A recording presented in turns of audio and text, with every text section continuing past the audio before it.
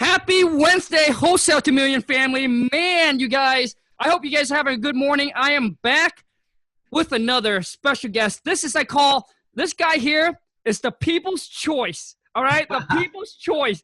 Because I went on Instagram and I asked you guys, who do you want me to bring on? The most DM that I got is this gentleman here right in front of me. Those of you who don't know him, you're about to know him. So you guys, before I get into it, I'm gonna let him share with you guys, and we're gonna dig right into is that how does he find his seller? Where does he get his lead? Like what lead source is he doing, and how does he get his cash buyer? Those of you who haven't followed him on Instagram, hit me up on IG. Go to Khang KHANG dot like a period WTM. If you haven't subscribed to the channel, come on, man, smash the subscribe button. And you guys, if you guys do enjoy this interview, like we're gonna get straight to the point. I'm gonna have him share with you guys his story, and then we're just gonna jump straight into the point. And if you guys do like this interview, show my guest some love and smash that thumbs up. So I'm gonna bring on to you, Brain Iregbu. Brain Iregbu, dude. This guy, based out of Beaumont, Texas. Wholesaling part-time, but making freaking 10 to 15 G's a month, working 6 to 10 hours a week.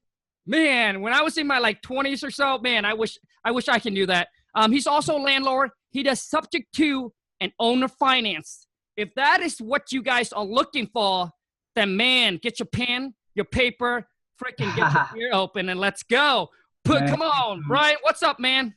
Not much, man. How's it going, man? I love the energy. I love your stuff, man. Thank you. Dude, Brian, honestly, man, I'm so grateful, super extremely honored to have you accept the invite and jump on, brother. Thank you, man. Excuse the background. I'm on a business little meeting in Dallas, but I was like, man, I gotta jump on with Khang, man. We gotta talk. Yeah. Hey, man, thank you so much. And you guys, I am excited to hear Brian's story. So, dude, I want to hear your story. Let's go. Okay, let's go for it. So, man, I'm actually, I kind of went the traditional route, starting off. I really don't have the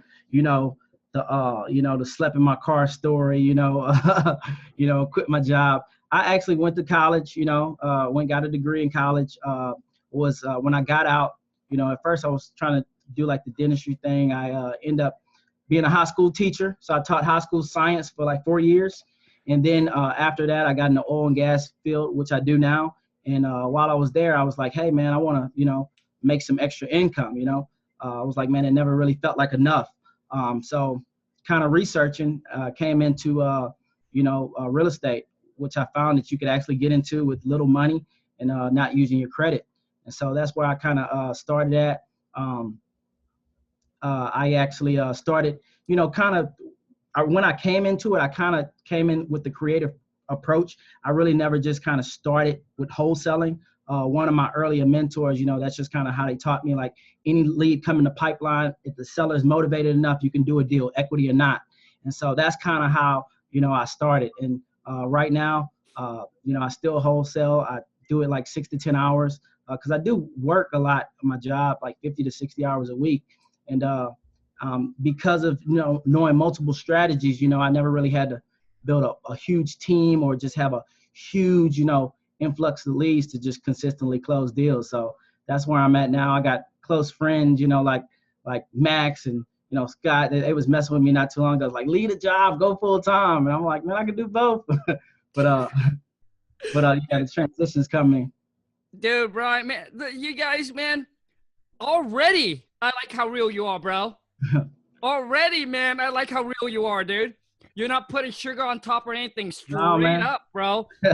Dude, I'm a part-timer, man. I haven't cracked the $1 million mark, not $1 million earner, but I do consistently close deals. I do, hold rentals, to bring in passive income. It has allowed my wife to stop working about a year ago. And I see the freedom she has with not having to go to work, not having to do anything if she doesn't want to. And, I'm transitioning myself to that too. So, dude, Brian, man, love it, man. And already, dude, huge respect for you, dude. Cause I was brought up, man, like as a man, you're like the provider. You know, you want to make sure your family taken care of. Dude, huge respect, man. Taking care of your wife, dude. Dude, man. So now, Brian, how long ago did you get into real estate? I think the end of 2014, maybe. Okay, Yeah. so around 2015 then? Yeah, about 2015. Yeah. So I did my first deal. I did everything wrong. I made $4,800. It was supposed to be like 16 grand. If I tell you the mistakes, you're gonna be like, wow. Yeah, man. Hey, real quick here. Let's jump in and really quickly talk about your first deal. First deal. Okay. So I found it on, you ever heard of ZBuyer? Mm-mm. Okay. ZBuyer.com is basically owner finance. Basically, it's a lead source provider. You pay a monthly fee and they send you leads. So back then, that was some pretty good leads back then. So it was an owner finance seller. I called him and I was sweating. My palms were sweating. And I didn't use the formula or anything. I just knew that if I got it under contract for this amount, I knew I could sell it for this amount. So I said, hey, I'll give you $100,000 cash. And what really made my stomach turn is he accepted it. He said, okay. And I'm like, where am I going to go get $100,000 from, you know? So what I did after I got it under contract, I took the contract to a realtor and said, hey, I want to put this on the market. At that time, the realtor was like, wait up, you're not on title. You don't own this house. And I was like, well, and finally they said, she brought it because they got a real close relationship with the title company. The title company said, oh yeah, he could do this. He has equitable interest written in his contract. But it was so new to the realtor, basically, when a buyer came in, the seller and the buyer went on contract and I was just kind of out of the deal. So I showed up at closing. And plus it took so long, we kept pushing it back. And so the seller was like, hey, he was basically controlling my profit. And so at closing, I went for my check. I said, hey, the deal closed. I'm looking for my check. She was like, the escrow agent was like, who are you? And I'm like, I'm Brian. It's like, well, I said, you got a check for me? Like, no. So luckily, in the kindness of the seller's heart, he just knew what I was trying to do. And he cut me a personal check, the seller. Wow, dude. I did everything wrong. It was so crazy. Because, literally, I didn't have any, I didn't have any control at that point. So that was my first deal. I made $4,800. I was driving to the bank and I was like, this works. And that's all I needed to know. This works. Dude, I love it, man. So wait, how much did you, so you got to lock up on a contract at 100,000. How much were you planning to make on it? So I didn't know how to calculate any of the numbers. I was planning on selling for like 120. But I didn't think, okay, well, if I'm listing with an agent, you're going to pay 3%, to the buyer's agent, respectively, 3% on the selling side, unless you do a flat fee listing, But at that time, I wasn't good enough to negotiate flat fee listings or knew about services that provided them. So, and I didn't think about, closing costs that the buyer, would negotiate. That, I wasn't skilled to, kind of wiggle out of. So how much did the property end up selling for? Think about 120 something, 130 maybe. Nice. Okay. Yeah. Gotcha. So now, Brian, do you mind sharing with us what's your full-time job, dude? I work for ExxonMobil.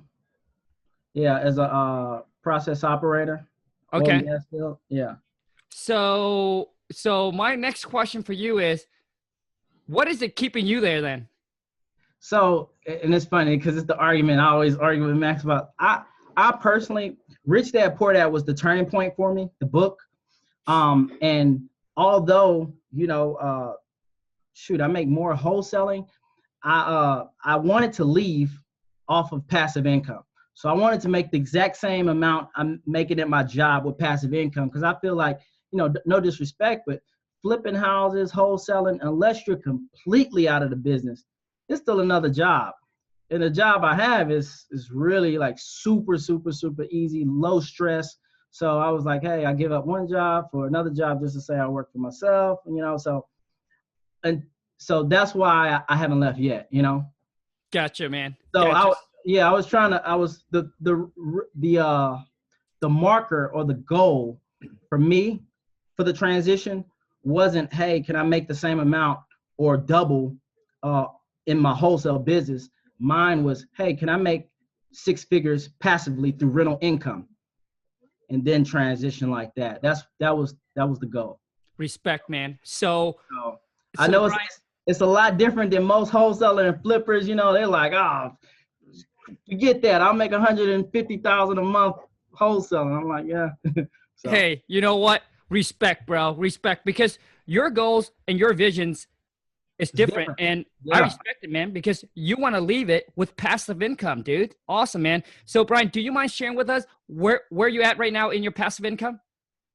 Yeah. Right at 4,000. Dang. Yeah. Psst. Hell yeah, man. Nice So, job, dude. Nice job. Okay, Brian. So, okay, so where do you have to get to leave the job?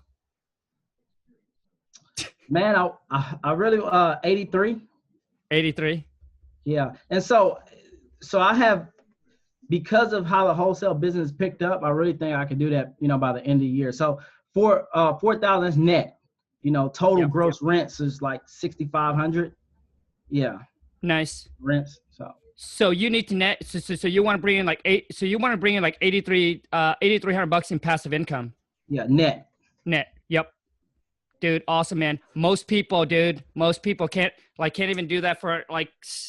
Couldn't even imagine that, bro. So Yeah, 'cause most of the country, well, I think I wouldn't say industry standard, but kind of like what I hear, the number I hear thrown around a lot is 200 per door, and I'm like, oh, that'll take what? How many units? yeah, dude. Okay. Um, Gonna get off a little off topic because I want to ask Brian something here because I'm thinking our market is a little bit different. So when you buy these property as a rental, those of you who are like Khang, you do subject to, lease options, owner finance. I don't. So here is the guide for you. So do you own a finance or lease or what do you do with all these rental property, Brian? Okay, so there's a few ways I'll purchase them. Okay, one is buying it subject to. You're familiar with that, right, Khang? So one is buying it subject to and turn around and just renting it from the and using the spread between the existing mortgage and the rental rate for that property. So that's one. You could kind of get in that deal, no money down, depending on if you kind of use the back end, almost like a double closing. Use the buyer or the tenant buyer's funds to take care of whatever you need on the front end. That's one way. Another way is just owner financing, and like owner financing, how I like to pitch that to a seller is instead of saying, hey, will you be open to owner financing? That sounds like you're doing me a favor. Like I don't have the cash. So I usually present it like, if I shoot out a cash offer and it's too low, if I really, in the back of my mind, I really want to keep that property, I say, all right, Mr. Seller, what if there's a way that I can get you more money, take care of all of the headaches of the property and get you cashed out down the road? Is that something we should talk about? And then that's when I'll present an owner finance, offer, Brian, I like that, man. You kind of sweeten it in. Yeah, and then it makes it seem like, oh, well, their cash offer was too low, but he's willing to pay me even more. Yeah. Dude, you guys, I have so many of you guys ask me, so Khang, subject to, owner finance, lease options, yada, yada, yada. This is the man for you. I'm so glad that I have you on, bro. I didn't even know that you do all this, so this is awesome. So now let's get into the how do you find your motivated seller, Brian? Okay, so I'll go with the first. I do use list source. Okay, I'll give you all of my all of my leads. So first, I do use list source. I do absentee owner. I do high equity, and I usually stick to 1 to 4. 1 to 4. So residential. Okay, so that's one lead source I do. Another is going to be I use bandit signs. I know in every market, some markets is super saturated. You got like 10 signs on one pole, and I know some areas, you get fined, but you know, they still work in my area if you're really consistent. So that's another one. And the courthouse, okay? Courthouse leads, you know, the probates, pre-foreclosures. Pre-foreclosures are gold mine for subject to properties. What else we use? And driving for dollars, man. All right. I'm going to break it down. You get, okay, absentee owner, 1 to 4 units. Now, high equity. What do you mean by high equity, Brian, for those that don't know? Okay, high equity is meaning that the actual balance owed or anything owed against the property is significantly less than the value. So high equity, we usually, basically they almost own it outright, or, you know, 90%. Okay, so when you pull them, are you looking for 50%, 40%, 60, like Usually 80%, at least 80%. Yeah. Okay. So they only have 20% of debt, owed on a property. Gotcha. Okay, great, man. And now, when you pull that list, Brian, do you skip trace, cold call? You sending out letter, postcard, like what? Okay, so the only mail I ever do is using the deal machine app. You know, because it automatically, when you drop it out, it automatically sends it. Other than that, I don't do any mail. I like RVMs and cold calling. Wow. Okay. RVMs, cold calling, bandit signs, man. RVM cold call. Now, Brian, you drop it, you cold call all yourself, or do you have a team right now? So I have I don't have a big team. I have one assistant and I have one VA that's you know, working virtual in India, and one, you know, in-house assistant. Gotcha. I like it, man. Small and powerful. I mean, that's what my wife is going for.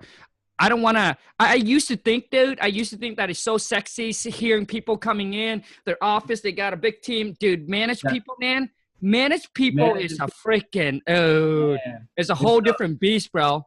It's tough. So my wife likes to, you know, my wife and I like to keep the low overhead, small team. I love it. Yeah. You know, making sure that it's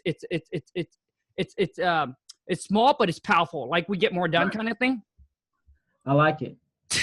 So, okay, so we got RVM cold call. So how many RVM are you dropping?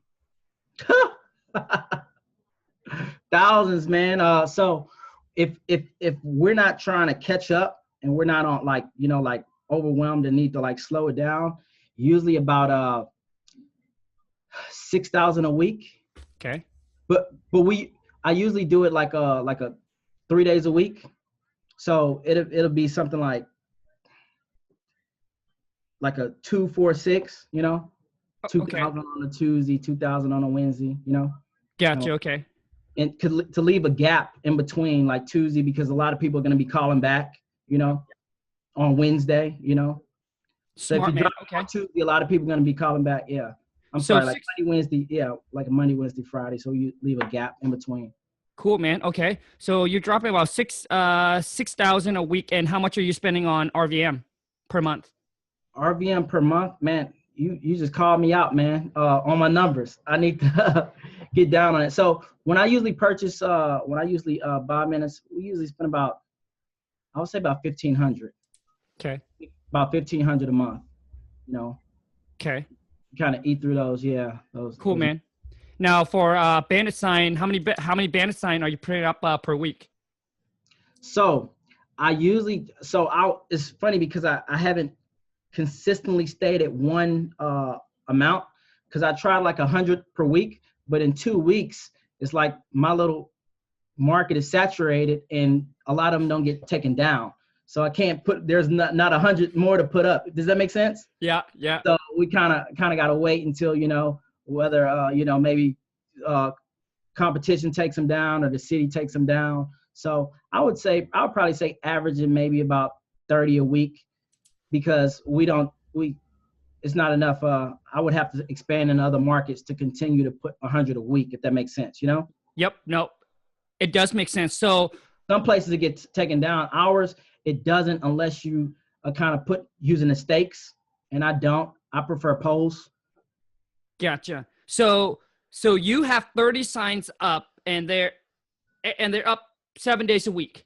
Yeah, they up 7 days a week. Oh man. Okay. So okay. So Like in my I don't do the Friday after city, city, yeah. and then Sunday. In some markets, you definitely have to do that because they're strict, hours, we're just kind of renegades. Nice, man. And and how much are you spending on a bandit sign, just roughly? Yeah, bandit sign. Every time I order, probably about $300. Now, if I order 1,000, it'd be more close to like $1,700. Okay.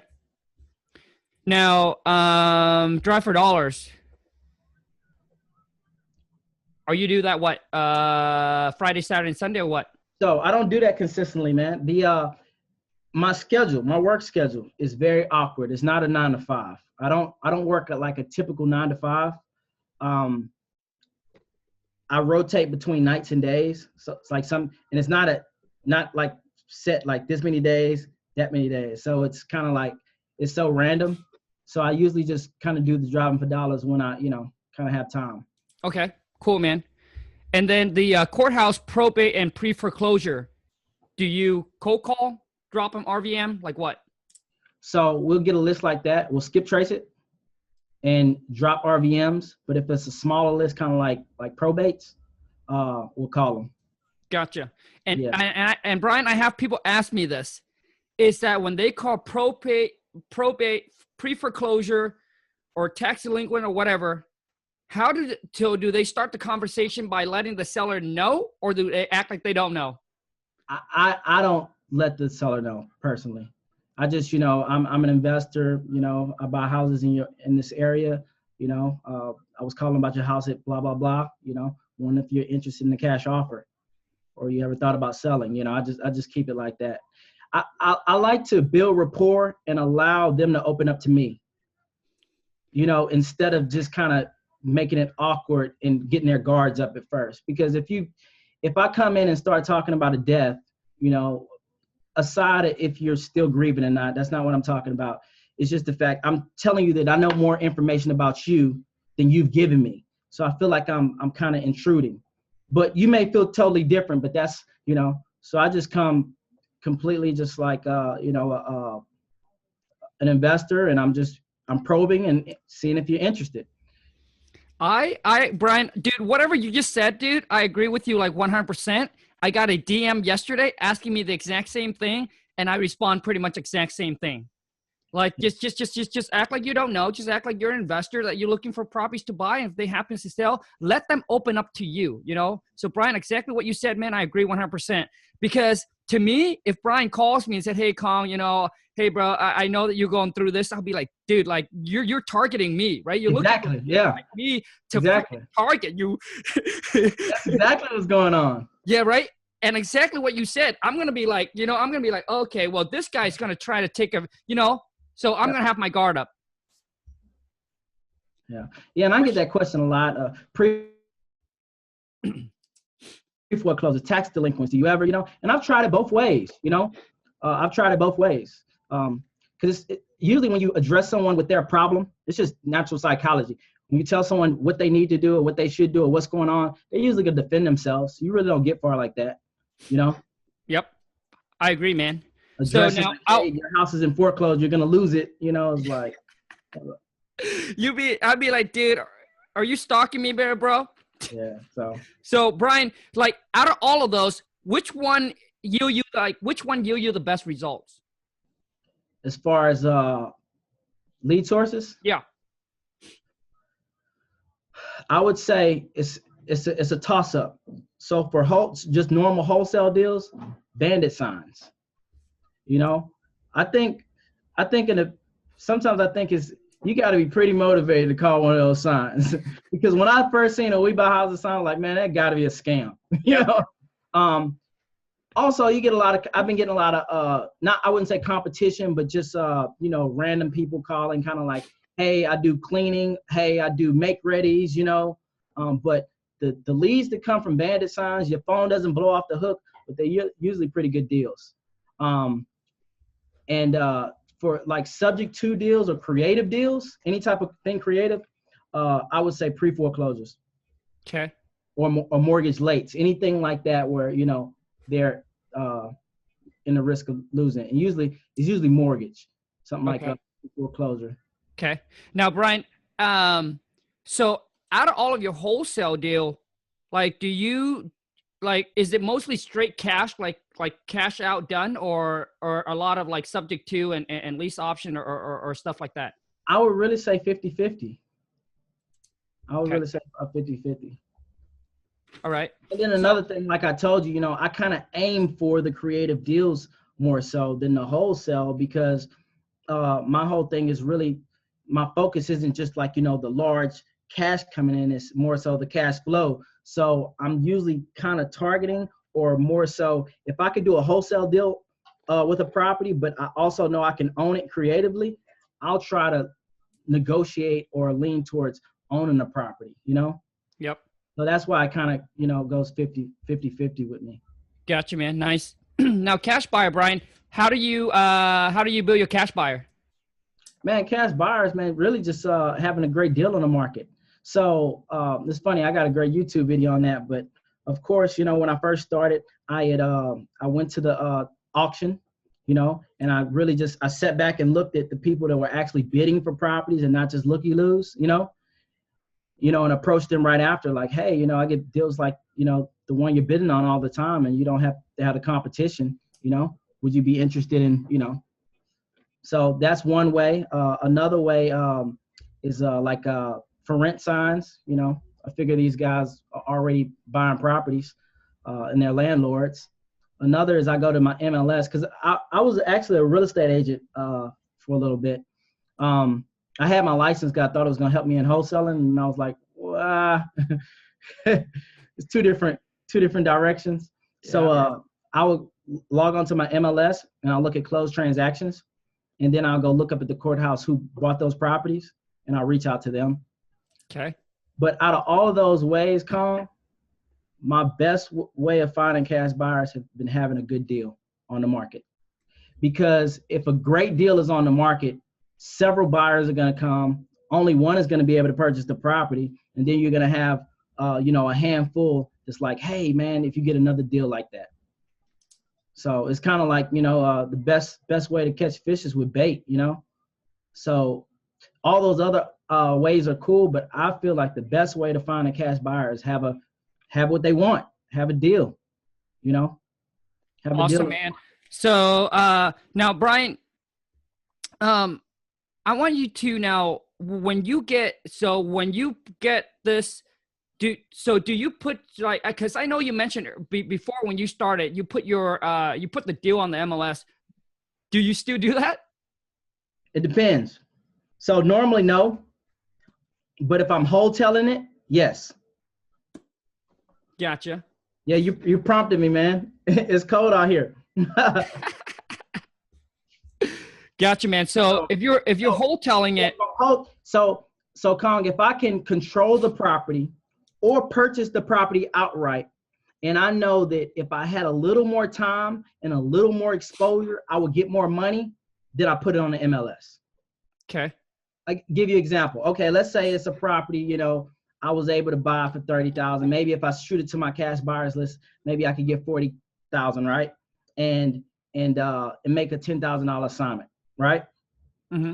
Let's say that $30,000. Let's say I could either one or two things. Either I can cash it out and put it on an MLS for full retail, okay? And now instead of a cash buyer buying it, which is an investor that needs a significant discount, a retail buyer is buying it. And I can sell that same deal, get it for 30 and sell it for, let's say, 50. You get what I'm saying? Yep.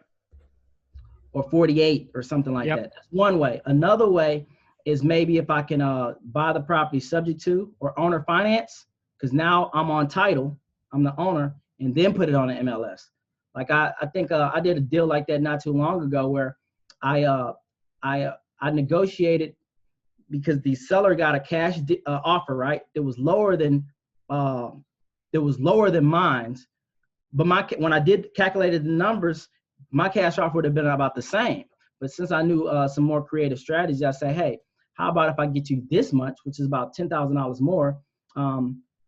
We owner finance it for 6 months, because they own the house free and clear. We own and finance in 6 months with a balloon payment due in 6 months. Gotcha, man.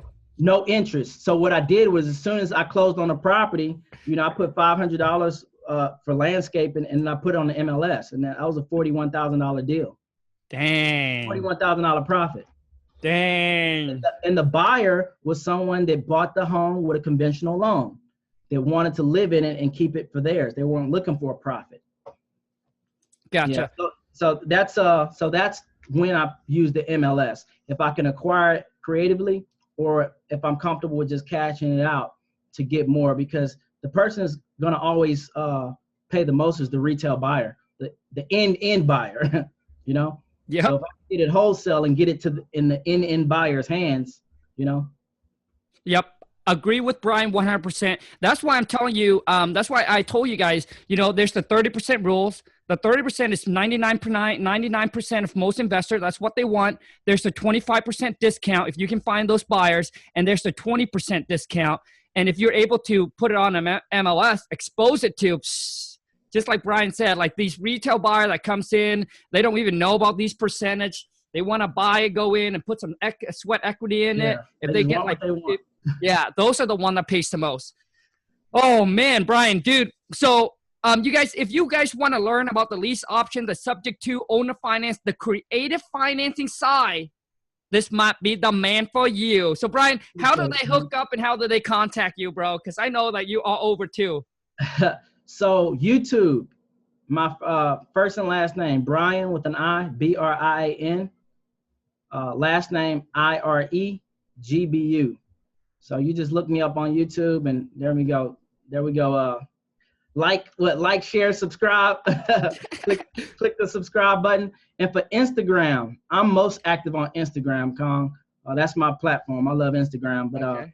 House Buying Brian. House Buying Brian. And I'll shoot it to you so you could, you know, drop it in the description, if you will. Absolutely. Is that it, Brian? That's it, man. I appreciate you hearing me out, man.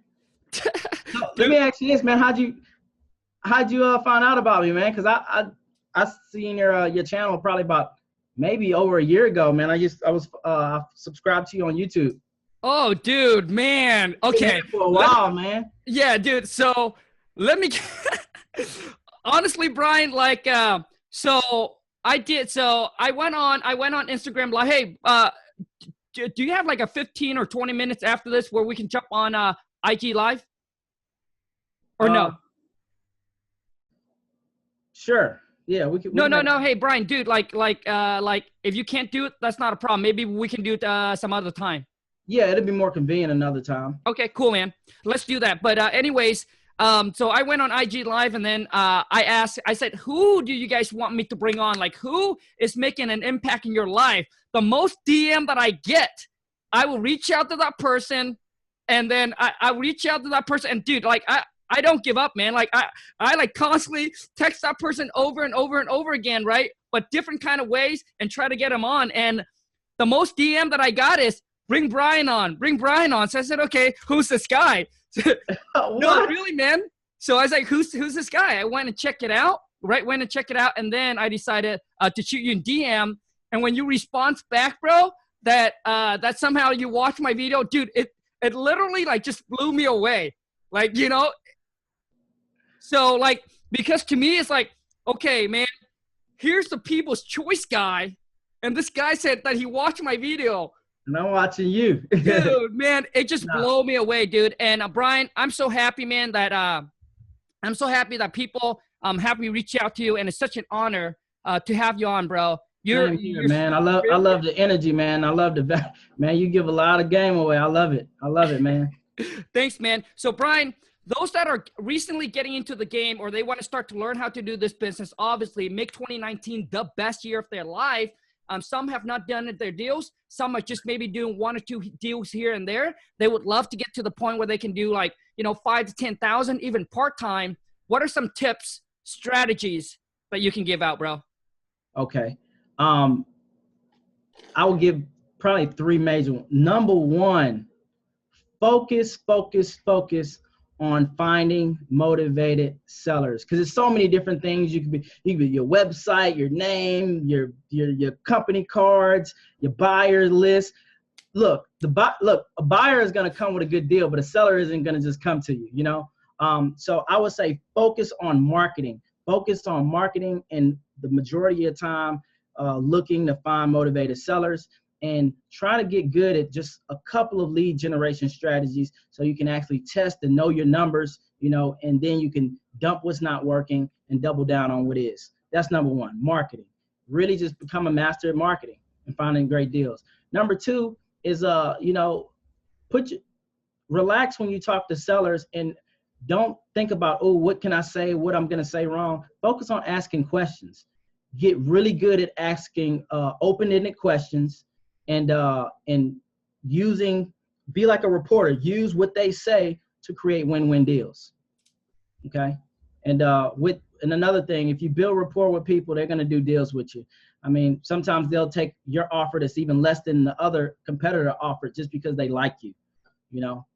So that's my biggest thing. If you focus and become a master on marketing, you know, focus most of your attention on that. When you talk to sellers, ask open-ended questions, you know, don't try to sell yourself. Let them sell themselves, you know, and, you know, just build rapport and help people. Awesome, man. Awesome. Anything else, Brian? No, that's it, man. Thanks again, Khang, and I appreciate it, man. Hey, no problem. Now, before I let you go, so do you train, teach, or anything like that, Brian? Like, do you offer any kind of service or program? I don't, man. I actually just give free content on YouTube and Instagram. I like to say, man, I'm still a student of the game, you know. You know, maybe upcoming, but not just yet. I think the beginning of last year, I was doing like consultation calls, but I stopped those about a year ago, like last June. It's just, you know, I try to use my free time to work on the business and do deals. Then I'm married too, so wife needs some time. Yeah, absolutely, absolutely. You guys, listen to me, okay? There's a price to everything, okay? There's a price to everything. The thing is, if you guys, like Brian, you got to what he said, and you'll be like, hey, this, you know, maybe I want this guy. So I'm saying this to those of you who are shy, who when Brian say no, I don't do any of that. If you want him, dude, trust me, if you're consistent enough, if you're willing to pay the price, dude, I'm just telling you, like, don't stop. If this is the guy, like, that's how I got my mentor. I say constantly hitting him up, give me a price. So I'm just saying, for those of you who are like, you know, because I don't want you to get discouraged when someone say no, it feels like it's off. Everybody got a price, dude. So right. Brian, man, I want to say thank you, bro. Honestly, man, I'm so freaking honored to have you on the show. And for those of you who haven't, who don't know Brian, man, go subscribe him. Like he said, he gives out free content where you need to learn, take massive actions, and you get the results. Hit him up on Instagram, hit him up on YouTube. I'll make sure I put in the descriptions. And you guys, if you watch all the way through now and you haven't subscribed, jeez, come on, man. Oh, man, come on.